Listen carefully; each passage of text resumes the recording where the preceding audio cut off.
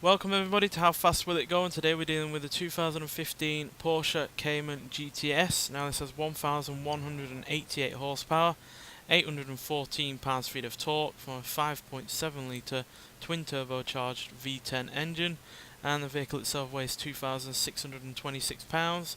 Now has all-wheel drive and it can do 0 to 60 in 2.135 seconds and go on to 100 mile an hour in 4.145 seconds. So yeah, we've had a couple of Porsches on this series so far that have made it into the top 10, the 911 Carrera S and the 911 GT3 RS. So yeah, I'm hoping this can at least match those two cars. Obviously if it did get it into the top 10 it would knock out a Porsche. No, the GT3 RS isn't in the top 10, it got knocked out by the Koenigsegg Agera from the previous episode, but still we have one in the top 3 and another comfortably in the top 20, so yeah, I'm hoping that this can match both of those. So yeah, let's get out there and see what it can do. It's getting a bit night time, but luckily the motorway is obviously lit up very well, unlike some of the roads in this game. And yeah, already well past the car's original top speed as we hit 220.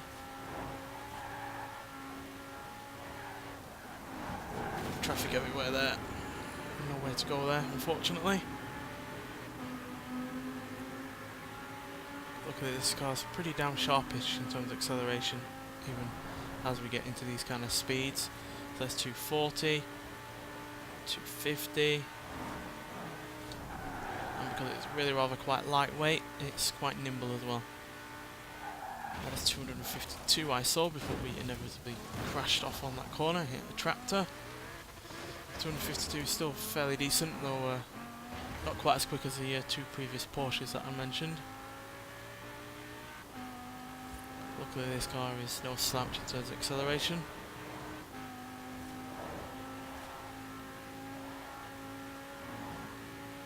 Did try out putting a flat 6 engine in this car, but didn't quite get enough horsepower out of it for my liking. So yeah, 252 is what we've got so far. So let's turn it around in this roundabout, and yeah, let's see if we can get any higher than that on the other side of the motorway. Should have a better run on in here. There we go.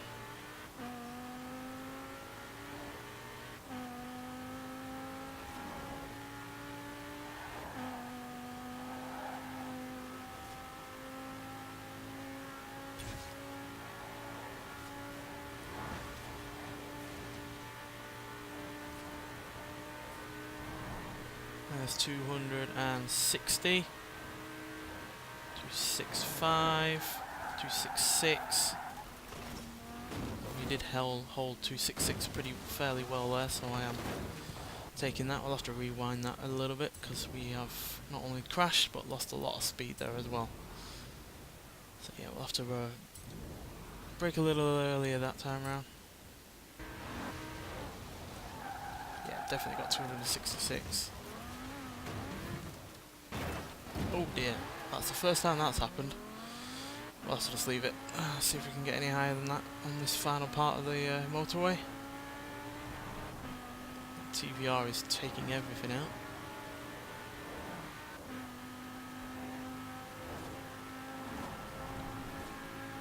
So this is the kind of car I like to see have the kind of acceleration it has. Because it's really rather annoying at times when a car has a lot of power. Theoretically, with that amount of power should be quick, but as soon as it starts to get up to the higher reaches of the speeds that they can get up to, it slows down a fair old bit, whereas this seems to keep its pace up all the way up to the top kind of speeds. But yeah, there we go, ran out of motorway now, so 266 is our final speed there. Let's park up under a light so we can see the car. So yeah, 266 is still not too bad.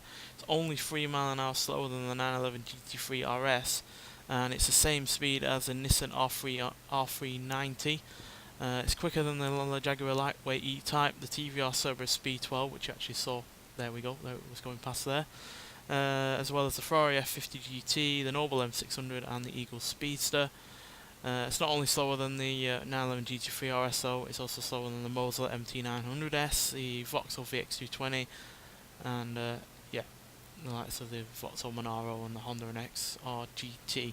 So yeah, not quite as quick as other Porsches that we've had, but considering this car doesn't quite have the same kind of power as either those two Porsches or other vehicles it's slower than, it was fairly decent, and it had really rather good handling, and crucially it had the acceleration once we're getting past the 220, 230 mile an hour marks to keep getting up to that kind of speed rather than wasting time and motorway with, you know, taking forever to just get anywhere at all in terms of speed. So yeah, I had that going for it, and yeah, even though I don't really like this car all that much in stock version, it's pretty damn formidable when you've got these kind of upgrades on it. Nonetheless, thanks for watching, and I'll see you in the next one. Bye.